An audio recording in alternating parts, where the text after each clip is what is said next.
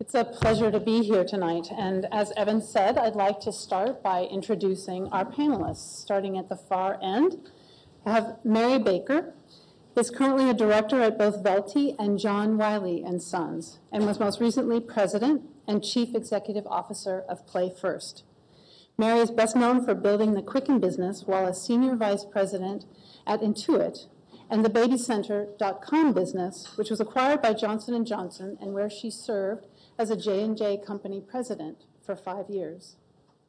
Prior to Play First, Mary was an executive in residence at the venture capital firm of Kleiner Perkins, Caulfield & Byers, where she incubated and launched Navigenics and served as its founding president, CEO, and a director. Mary has served on the board of trustees of Stanford University and on the board of directors of Cozy Group. Currently, she serves as an emeritus trustee at Stanford, an officer in the Golden Gate chapter of the Young Presidents Organization, and an advisor at the Clayman Institute at Stanford and for Health Tap. Excuse me. She's been recognized in the San Mateo County Women's Hall of Fame, Fortune's list of Silicon Valley's most influential women, Silicon Valley Business Journal's Women of Influence, and Advertising Age's Top 100. Next to Mary, we have Nora Denzel. Nora Denzel is Intuit's Senior Vice President, leading the company's big data and social design initiatives and the Central Marketing Organization. Big data is the emerging science of creating, organizing, and analyzing very large data sets to gain insights and use information efficiently. Nora joined Intuit in 2008, then serving as Senior Vice President and General Manager of the company's Employee Management Business Unit. Prior to Intuit, Nora held several executive positions, including Senior Vice President of HP's Global Software Business, Senior Vice President of Product Operations at Legato Systems, and other executive roles at IBM, where she began her career as an engineer. Nora serves on the board of directors for Overland Storage and the Anita Borg Institute. And next to me, I have Allan. Following a 35-year career as a corporate lawyer in Silicon Valley, Allan now serves as both an advisor and educator in the corporate governance arena. In addition, Allan continues his more than 3 decades of service as an independent director on both nonprofit and for-profit boards. Allan has been an outside director on the boards of a number of companies, including, and I'm just mentioning a few, NetLogic Microsystems, Catalyst Semiconductor, Galvantech, Global Motorsport Group, and my favorite, Groth Vineyards and Winery. He's also been active on the boards of a variety of professional, philanthropic, and civic organizations, including the Silicon Valley chapter of the National Association of Corporate Directors, the Harker School, KTEH Public Television Channel 54, Villa Montalvo, and the American Bar Association. In addition to board service, Allan has been a lecturer on corporate governance issues at a number of prestigious educational institutions, including our own Stanford Law School and the Rock Center for Corporate Governance. So we have quite an accomplished panel here tonight. I hope that we will make use of them. You'll make use of them in your questions, and we'll certainly look forward to hearing their thoughts. I'd like to also just briefly introduce the topic of our discussion tonight, women's path to the corporate boardroom. Let's start with the current representation of women in the Fortune 500. Women make up approximately 50% of the US workforce. They also make up over 50% of the professionals and management in general in Fortune 500 companies. They make up over 50% and have for years and years of the professionals and managers in general in Fortune 500 companies. Repeating that because it's important. Yet only 14.1% of Fortune 500 corporate officers are women, and only 16.1% of Fortune 500 corporate board directors are women. These women directors are not distributed equally, as approximately 10% of Fortune 500 companies have no women serving on their boards. Only 16.3% of the Fortune 500 companies have at least 25% women serving on their boards. So 16.1% of the Fortune 500 corporate board directors are women. What about locally? That's national. What about locally? So right in our own backyard, only 9.1% of Silicon Valley corporate board directors are women. So in spite of women's strength as consumers, employees, and stakeholders, women are largely missing from leadership where important decisions are made. Why should you care about this? Why should these corporations care about this? Well, a wide variety of research shows that diversity in general, and gender diversity in specific, is good for business. Here are just 3 examples. First, Catalyst research finds that organizations with a balance of men and women at the top are more financially successful on a variety of measures, including return on equity and return on sales. Second, well-managed and diverse teams produce more innovative decisions. This is a well-documented result, and it's been joined by a recent study that shows that teams with more women demonstrate higher collective intelligence, resulting in better problem-solving ability. And third, women represent almost 80% of consumer spending. So it's critical that leadership understand these key customers, know their needs, understand their desires. So what can we do about the lack of women at the top? Well, Catalyst research finds that the top 3 things that organizations can do and that individual men and women can do to advance women into senior leadership is to eliminate gender stereotypes, provide female role models, and open women's access to informal networks. This event supports all 3. So be sure to take advantage of the information that you gleaned tonight and the people that you meet tonight in preparation for your own advancement to the corporate boardroom. With that overview, I'd like to ask each of our panelists to spend just a couple of minutes introducing themselves, telling us the story of their path to the corporate boardroom, and based on that experience, giving you some key nuggets of advice about what they learned. So, Mary, would you like to start? Sure. So I'll say for me the direct path, I guess, would have been that, 15 years ago, I joined my first board, which was a local nonprofit, Habitat for Humanity. Nonprofit boards are very different from corporate boards, especially a relatively small one like that. They're looking for board members to help them raise money. They're looking for board members to help them put some organization in place. And there's not a lot of organization around the board meeting. My next set of, I then sort of had a set of private company boards that I was asked to join that, as I thought about it, I think every one of them was from somebody who used to work for me who went and started a company and asked me to join their board. So, developing some of those relationships. And small private company boards are also very similar of the lots of meetings, not a lot of structure or organization, not all the board governance committees, this sort of thing, but great in starting to build some experience and getting to see a lot of different situations. I think one of the things you realize over time in your career is seeing lots of different situations starts to build up an experience base that you can leverage to provide perspective, which is what, in the end, people are looking for board members to contribute. I also, along the way, had the opportunity to be on the Stanford Board of Trustees, which, while a nonprofit, here you have a situation where it's a very large board. There's about 40 people on the board. It's extraordinarily well run. Lots of work in committees, lots of committees, lots of meetings outside of official board meetings, especially for those trustees who are local. And just a great experience to interact with very well-accomplished people, learn from other people on the board, and be able to contribute back as well. My first 2 corporate boards I joined last summer. Those were basically those were positions that they'd gone to recruiters to look for and to fill. And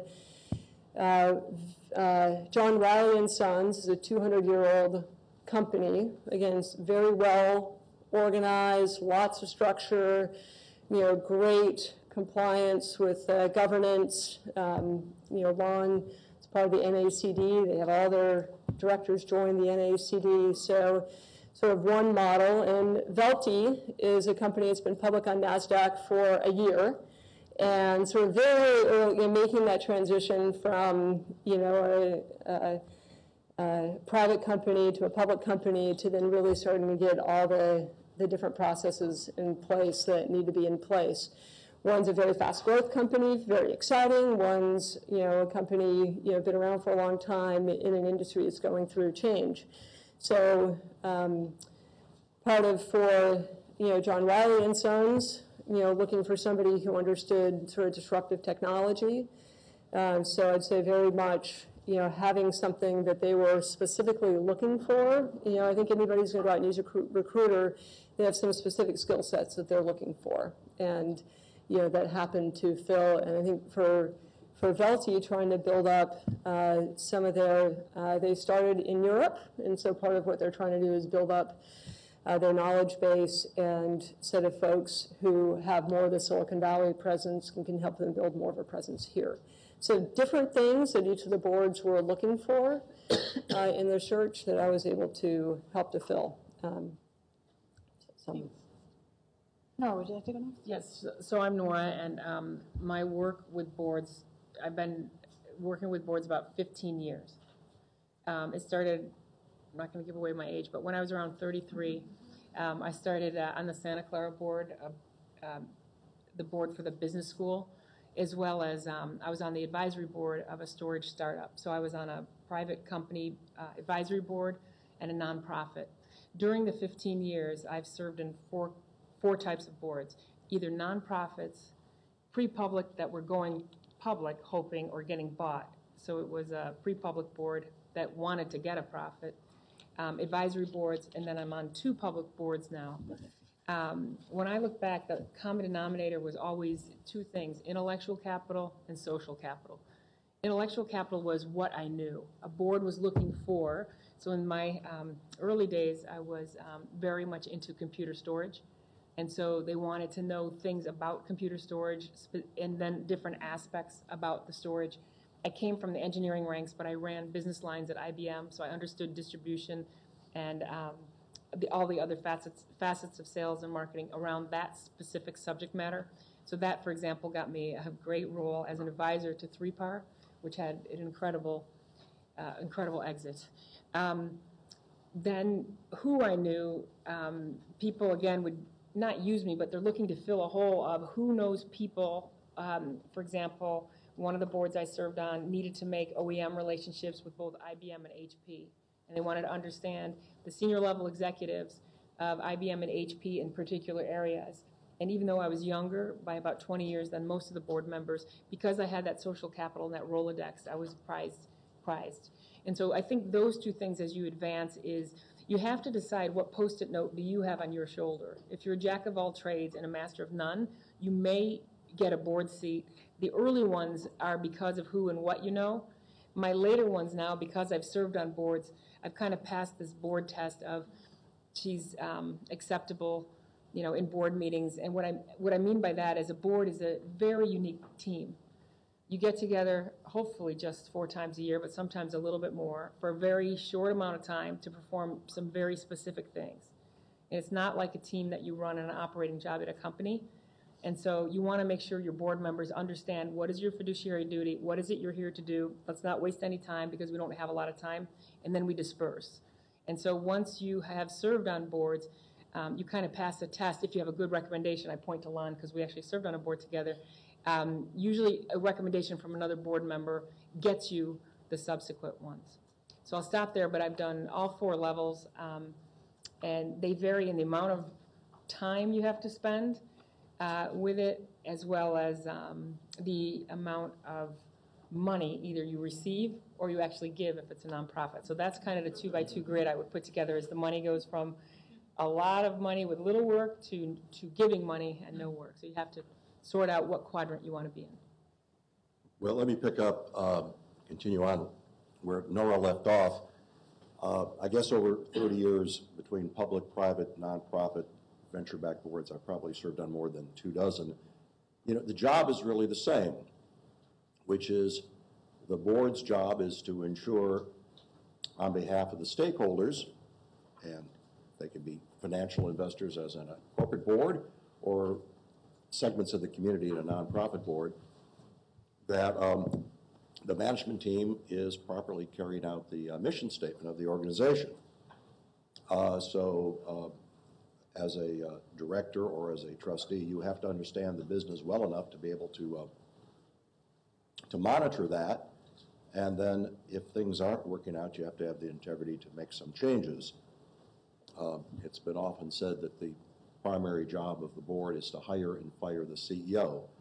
So when you look at a board, the question is, are you going to be able to add value? Do you have skill sets that complement the others on the board? Because it's like an orchestra. You just can't have a string section. You need a percussion section. You need a keyboard, generally a keyboard. So are your skills and experiences going to complement the others? Is it a functional group?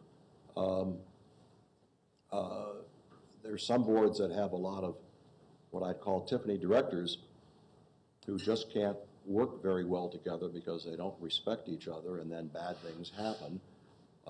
In recent years, I think that's been the major problem that HP has experienced. So, you know, Mary and Nora and Deb may have tips for you on how to get on a board, but I guess the takeaway I would leave you is to decide, is that the board you want to go on? There are more than 10,000 public companies in the United States, and quadruple that number, if not more, of venture-backed startups.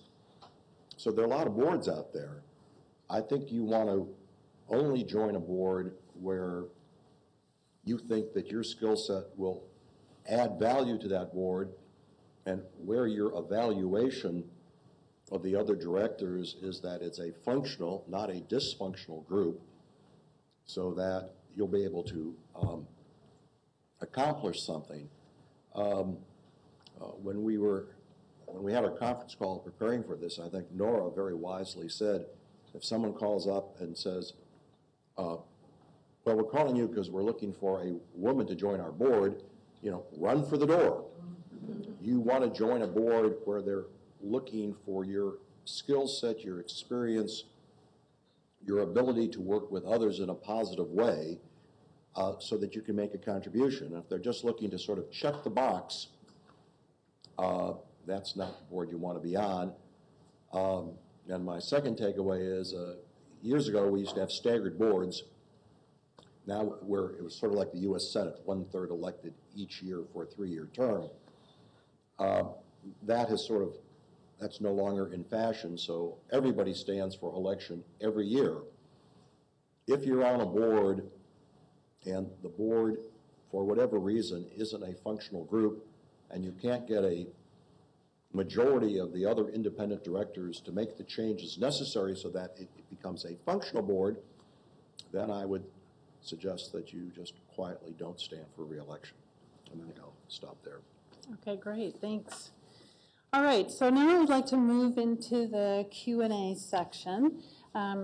We'd love to get some questions from the audience. As you see, there are a couple of microphones in the aisles. I will ask you to please use the microphones because we are recording the event, and so that will just help make sure that your question is captured on the recording as well. While you're thinking about your questions and coming up to the mic, I'll go ahead and start us off, and I think that you incorporated some of my first question, so I'll try with a different one, which is, what kind of diversity and experience are boards looking for? And do you think that'll be the same in 10 to 15 years? Do you have some visions about that? I think that, there's thousands of companies out there, and so the range of things, of experience that the companies are looking for, I think is very broad. You have some companies, clearly there's a lot of change going on in technology. Some of the recent board placements, especially for some younger women, are clearly because of expertise in technology and social media and what's relevant today. So I think, those are some clear examples. It's very common that boards might be looking for, obviously, expertise in financial affairs or legal affairs are always potential areas. And then you can also have sort of organizational development, change management, there's lots of change going on in industry. So I think there's a lot of change going on out there right now. But I guess when you think about boards and the range of things, again, what a small nonprofit board could be looking for versus a Fortune 1000 company board could be looking for, there's a whole range of needs out there. I think the piece that Nora was trying to talk about too is the key is how do you make yourself stand out as an expert or as being certainly highly competent in that area. And I think there is an argument that says you can be very deep in an area. There's also an argument that could say you could be broad, but you are well respected for being broad. And again, different sizes. A small startup company might value more of that broad expertise, perhaps. Or maybe they just need you to make a connection into somebody. So I just think it's all over the map because just the variety of companies and organizations out there is so broad. I think you're absolutely right. The one thing I see emerging, though, is she's absolutely right, is that when they put out a spec, first they're trying to complement the team that they have. So you might be the best CFO in the Valley, but they already have enough finance experts, and so you're not on this board because of it. So they're trying to make up a team. And so I think you're right of what are you good at, and do people know you're good at it? And then if you don't get those spots, it's probably because they already have people good at that. But the one emerging topic that, if I could be 30 again, sustainability is really coming up. And I think that you're going to see, today with the board, we make sure that there's transparency in the financials, transparency in how we're spending money, the capital allocation structure, et cetera. And I think what you're going to see on boards as well as in companies is a commitment to the community, to the environment, and it's going to be transparent as well. And I think there might be a surge, not a surge, but a movement towards people that understand that, how to drive that change through companies if it needs to be driven. And sustainability, corporate social responsibility isn't this thing that you do and it's buried in your website. It becomes what you're doing and actually what you're selling. And it's okay to make a profit doing good and doing well. So I think that's shifting in addition to all the technology things that Mary mentioned. I mean, social and mobile are huge. In 2 years, it's going to be something else huge. So it's not so much what I know, it's how fast I can learn. Yeah, I think building on what Mary and Nora said, as I say, to be effective, the board has to be functional. And there are some people with very good organizational skills whose real contribution to the board is getting the other directors to play nice. Because if they don't play nice, there's not going to be a good result. And so you don't want a board that has a bully director. That's a person who does a lot of talking and very little listening, or a person who can't be convinced that someone else's point of view is perhaps a better one under the circumstances than his or her own point of view. So I think in addition to being the financial expert or the one who understands the product market or who has useful contacts, I think we're going to see more and more directors whose main contribution is getting the group to, sort of function like a Swiss watch, so that it could carry out its mandate of critically evaluating what the management team is doing, and then be able to step in if changes are necessary.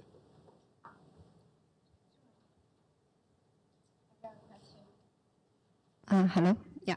So my name's Carissa Zong. My background is I'm actually in public accounting for like 7-8 years now. I'm in with FTI Consulting in forensic accounting.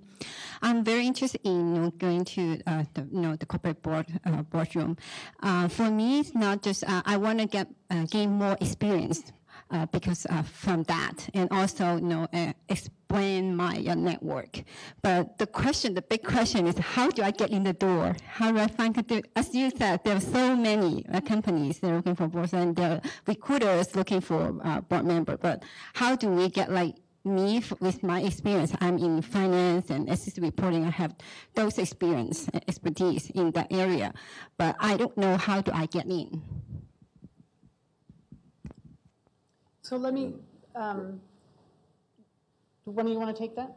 Well, what I would tell someone, whether it be a man or a woman, is that, in addition to your personal contacts and the referrals that Mary and Nora were talking about, the larger companies more and more are engaging executive recruiting firms where they are looking for someone to chair an audit committee where your background might be very useful, or someone to head up a risk management committee where knowledge of the industry to figure out where problems could come up might be.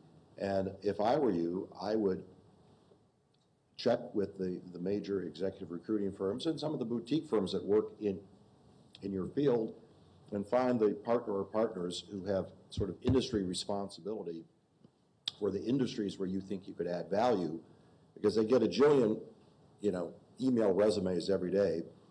They have to put a face with the resume, and I would make the investment if the person who in that firm is in Chicago, who is the industry expert, I'd get on an airplane, make an appointment, and see them, and then a couple times a year find a reason to contact them or buy them a cup of coffee or breakfast when they're out here in the valley, because the takeaway was you have to stand out from the crowd, and just sending someone a resume and $1.50 will buy you a small coffee at Starbucks. Does it really? I have some other, I guess one of the things I was trying to think about with this is, okay, first, how many of people here are Stanford students or Stanford graduates who were here? So I guess part of it I was thinking about is getting into Stanford is a very select process, right? Not everybody with a perfect GPA and a perfect SAT score gets into Stanford. That's not good enough, right? And so what are the things you had to do to stand out to the admissions department at Stanford that made you one of the 7% or 9% or whatever that were admitted? 6.1% last year. Thank you. And so I think, I guess I would draw a corollary to that on the board side, right? So it's in some ways not sufficient just to be good at your job. There's lots of people who are good at a job. What are the other ways that you're standing out? Do you bring, other expertise, other than being having, a certain, skill set? Do you have a language background and experience in foreign markets, a certain, technology? How are you getting your name out there? Are you speaking at conferences? Are you volunteering for things? What are you doing to build that network? I do tend to think that starting small, gaining some experience and growing up is not an unreasonable, sort of progression ladder to think about. And so there's an awful lot of companies that are started by people within, 100 yards of where we're standing right now, who, starting as an advisor, starting to get in, they're literally here. And so whether it's participating in events, speaking at things, but there are lots of groups that are getting together where people are pitching their business plans, and developing some of those relationships as a way to get started. And most of the small companies, those early stage or smaller boards, are likely not using search firms. Not that it's not good to sort of make yourself known, but I heard Spencer Stewart say that they thought that there were some 1,000 board searches done a year, which I'm sure just for the bigger boards, because there's so many, and that Spencer Stewart might do half of those. So if you're looking for a big board, going to the search firms are a good, perhaps a good way to go, but there's so many other board opportunities as a way to get started.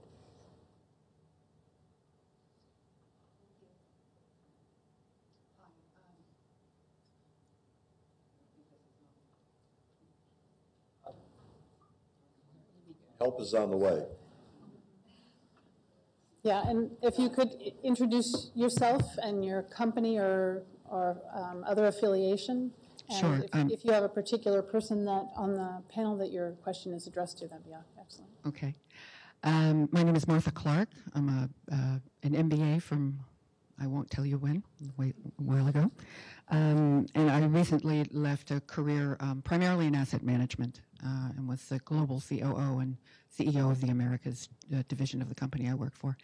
But my question really is, first of all, thank you for your various stories and for the advice that you've been giving.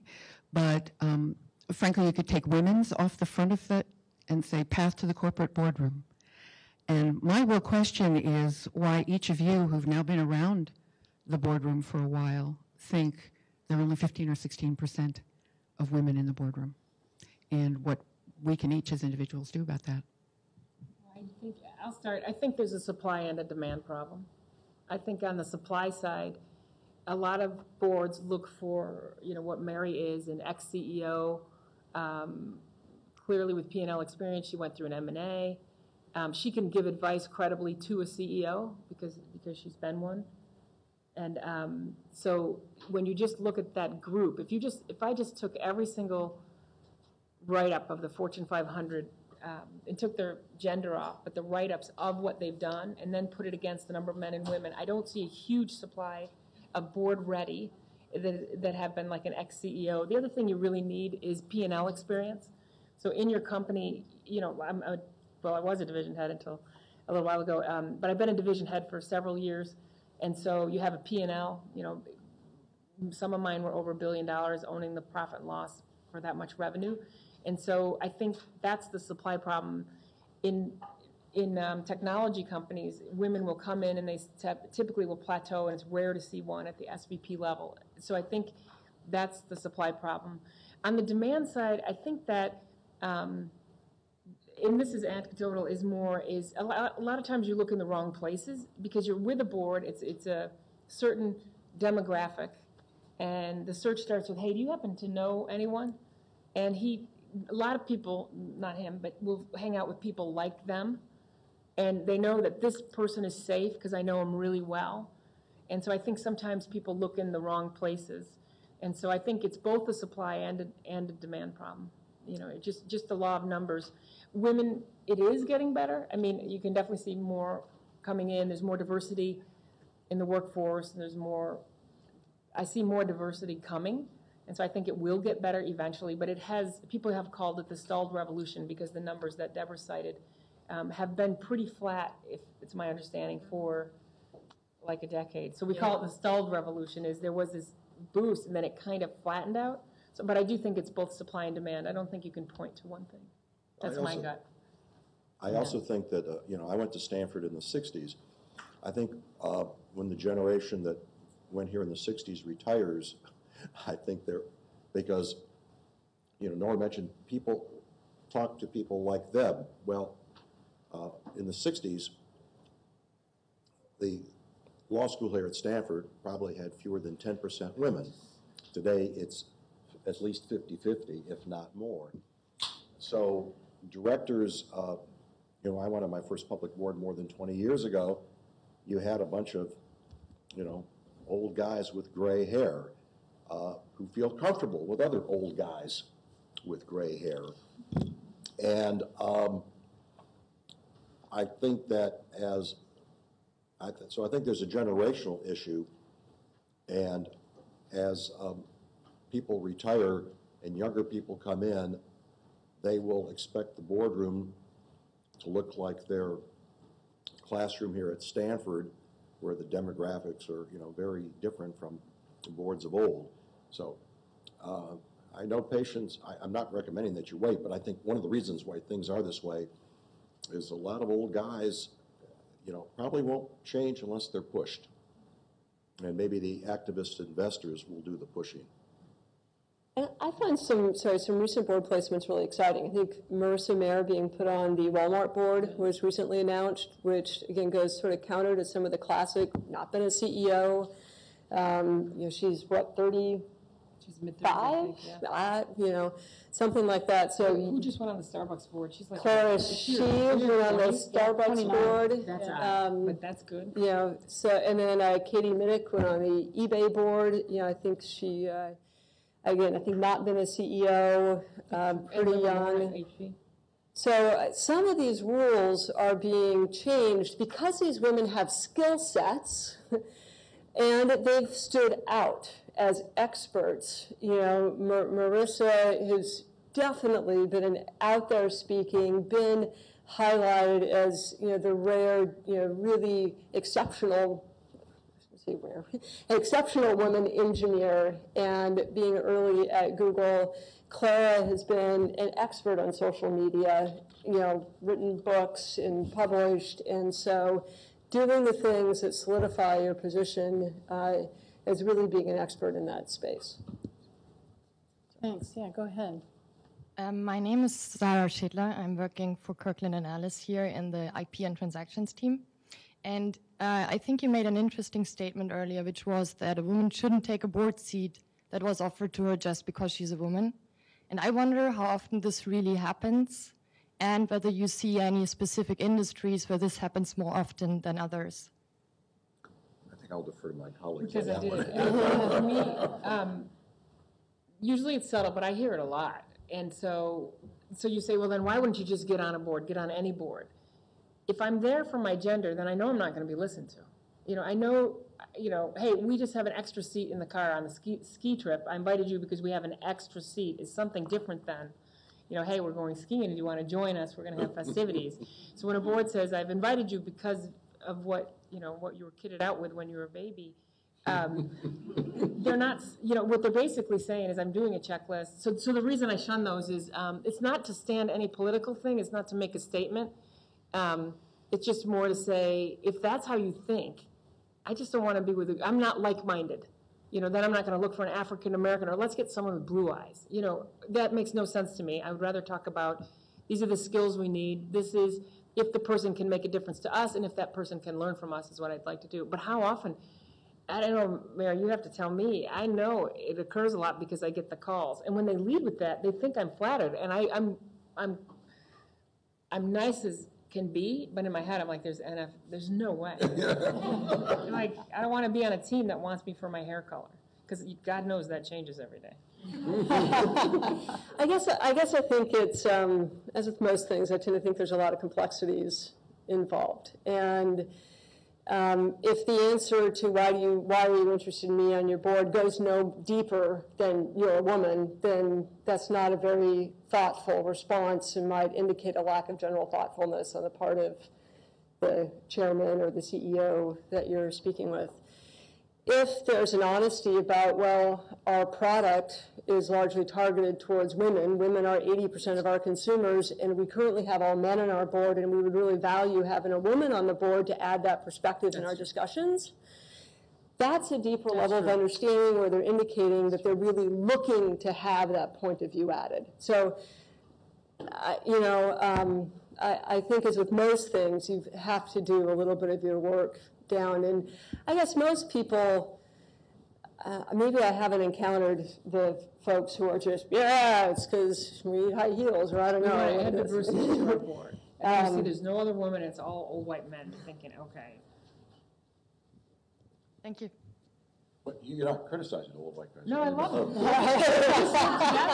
There's nothing wrong with it. It's just an indication of how they'll treat you if they said, I'm leading with the diversity card. I didn't need a serious answer. He's rotten. You can tell. Go ahead. My name is Savannah. I'm a graduate student at the law school. Basically, my question is whether you believe that women are treated differently, are judged differently in court. So, in other words, whether they face different sources of criticism and praise in courtrooms, and if so, how do you deal with it? I think you should talk about some of your data on this part of women's behavior and stuff. Well, one answer is if you've done what Nora said, and you haven't taken the board seat where they're just checking the box because they want diversity, but you've joined a board where they've done their homework and feel that you have a skill set and an experience set where you could add value, then in my experience, in that kind of functional board, everybody's treated the same. I haven't seen any differences. If it's a board of that just really wanted to check the box, then my guess is you will be treated differently and you will not be able to add value and it will not be a positive experience. I agree. Was there something in particular? I got distracted by the microphone thing. So I guess I think there's a lot of data, right, that indicates men and women behave differently, both physically, present themselves differently, speak differently, might highlight different things. And so I think there is a fine line, perhaps, that women need to be conscious of, perhaps more conscious of than men, to realize that you develop experience over time of being the only woman in the room, and that of being conscious of certain behavior patterns that they may not be as conscious of if I'm in a room of only women. And it's because your goal is to have your idea or thought be heard and fully respected and taken into consideration.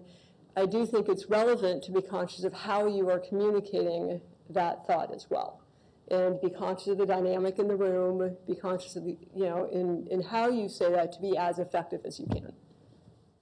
One thing you might do is in the old days before you went on a board, you sort of met with the CEO and sort of the C-suite executives. I think today, before I would go on a board, I'd want to meet with all the other outside directors to see if I felt that I could work effectively with that group, and also to see what their level of commitment was. I mean, you can't look at someone's resume because that doesn't tell you how much bandwidth they're going to allocate to this. And being on a board is sort of like being a fireman. You don't know when the alarm's going to go off and there's something that's going to require an intense amount of time from the board. And in terms of their other priorities, are your other directors going to be there? If there's a hostile tender offer or some sort of governmental investigation,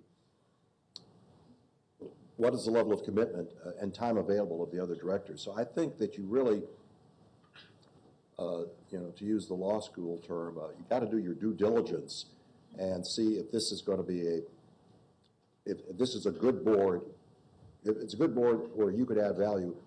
If it's not a good board, I don't care what your skills are, you are going to be frustrated, and you're going to find that, if there's not a consensus, you can't make anything useful happen.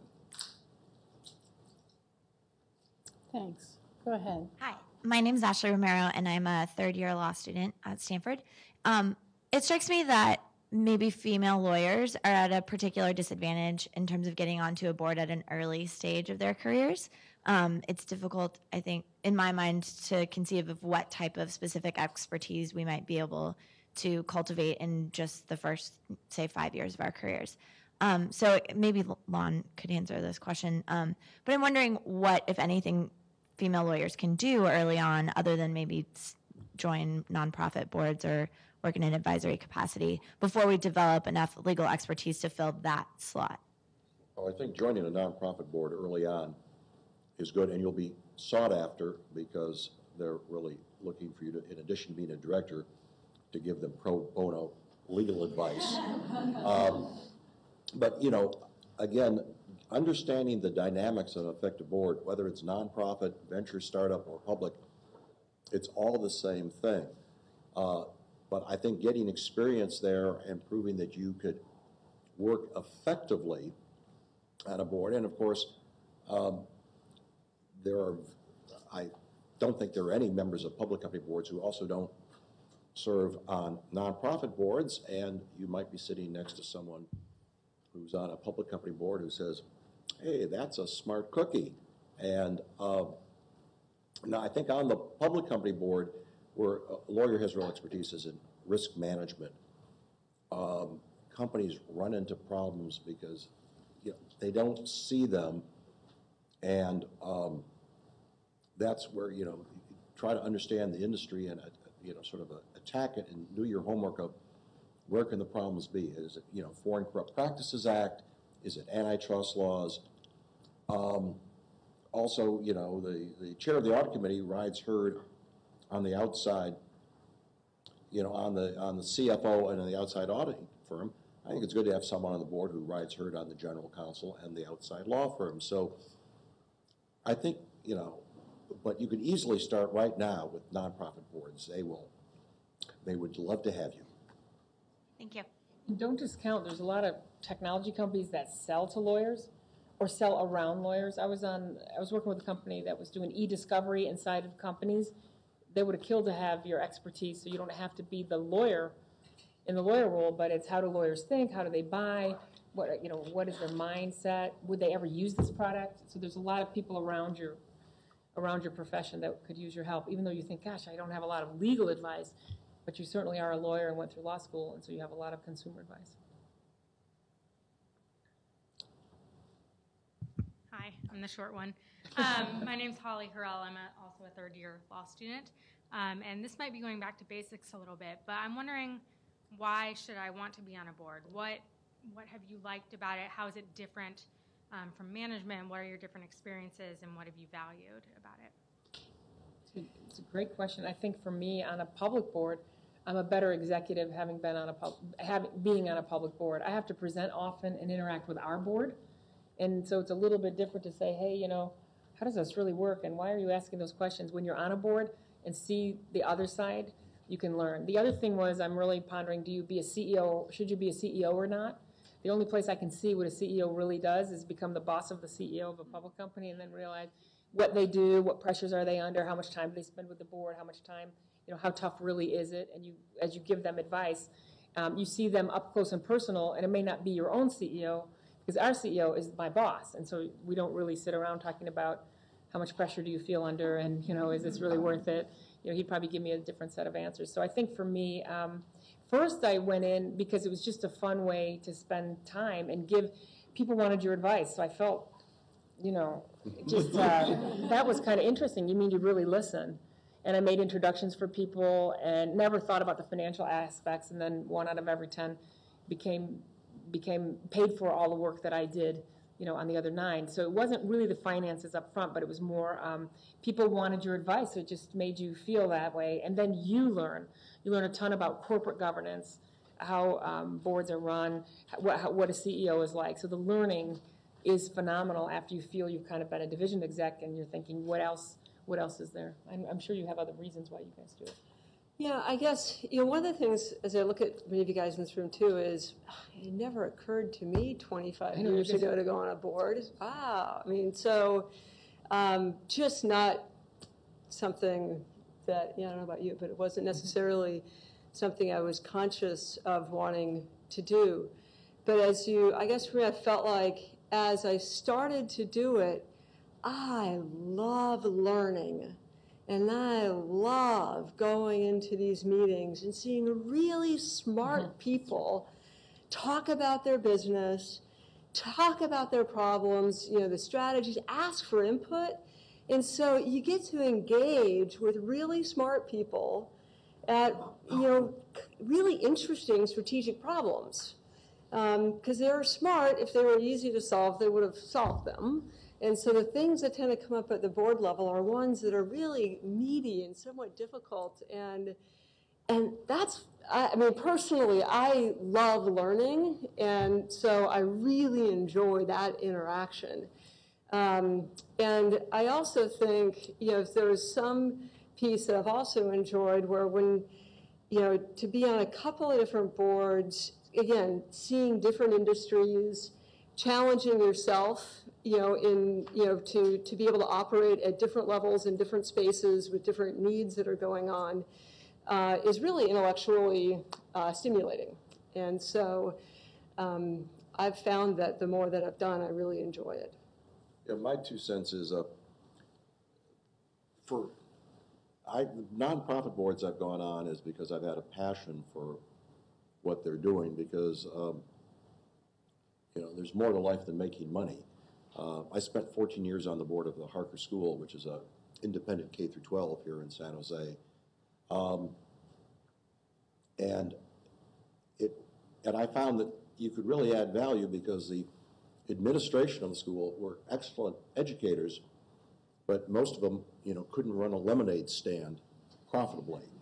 I mean, Harper, like all nonprofits, files a 990, so I'm not being indiscreet, but the last year I was chairman of the board, the operating budget was in excess of $50 million. It was close, within about $10 million of the operating budget of the Stanford Law School. It's a good-sized business, and people with business experience could really add value to nonprofits in an area where you have a passion.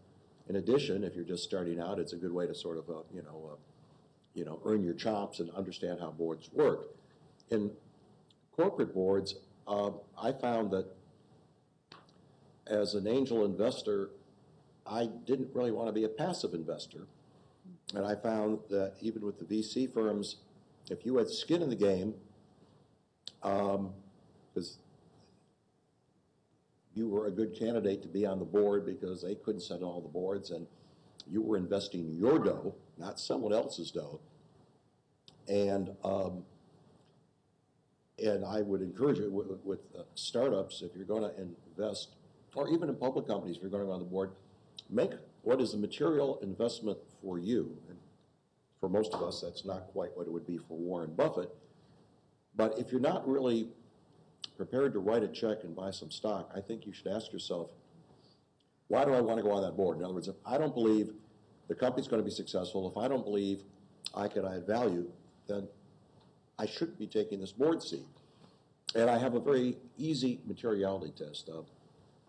I'm married to the gal I married when I was here at law school, and Mary does the checkbook every month. And when she does it, if she doesn't shout out, "What the hell was this?" it wasn't a material investment. So. All right, great. I want to wrap up with one last question then and ask you, what advice would you give to a woman just about to walk into her first board meeting? Oh, okay. I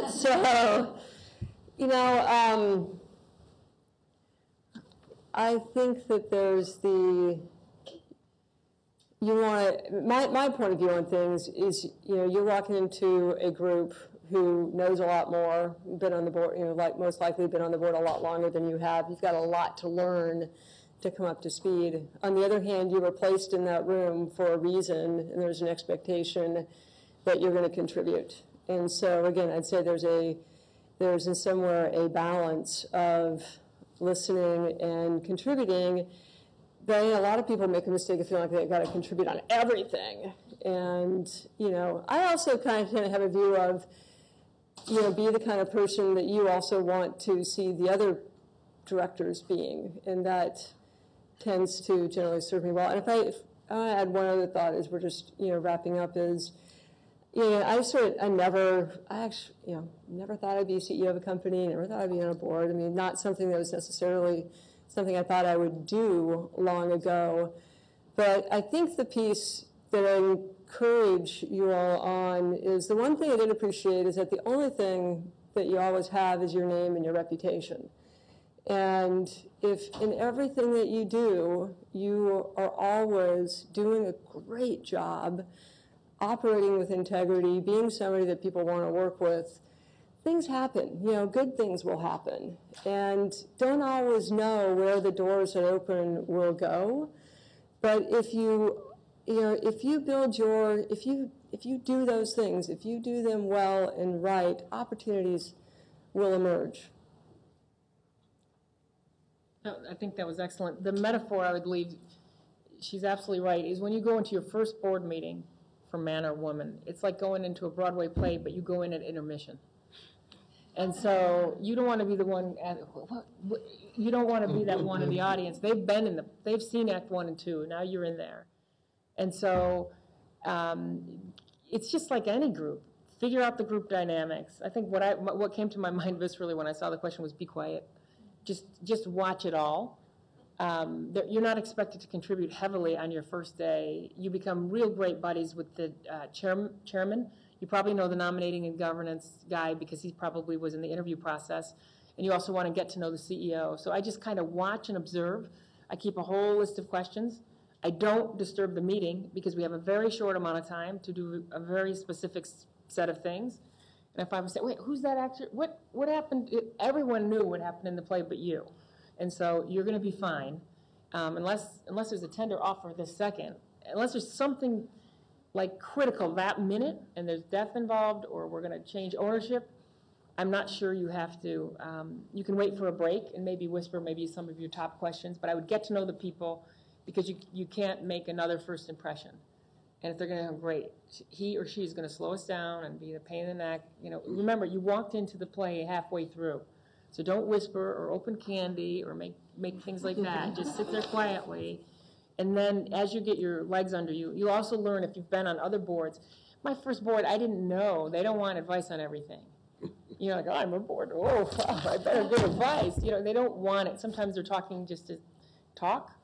Sometimes, and they don't, so you learn kind of the proper etiquette, I think, by being on the nonprofit and the pre-public and the advisory boards.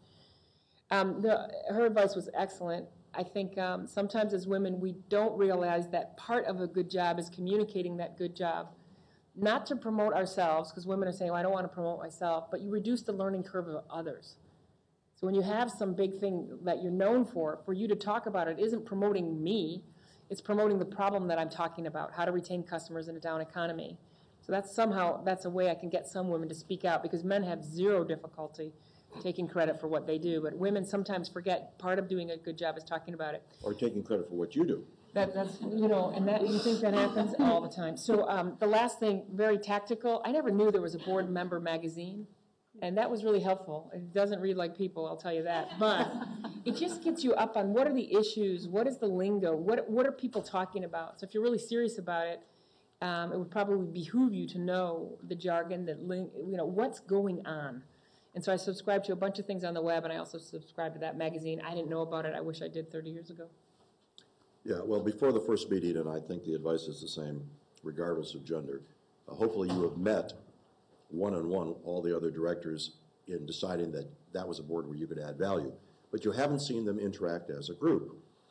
And I think at the first several meetings, focus less about the company and the business and how this group interacts and works together, and think about how you could be effective in working with that group. And each group has its own chemistry, and so figure out how they work, and then how you could, work with them.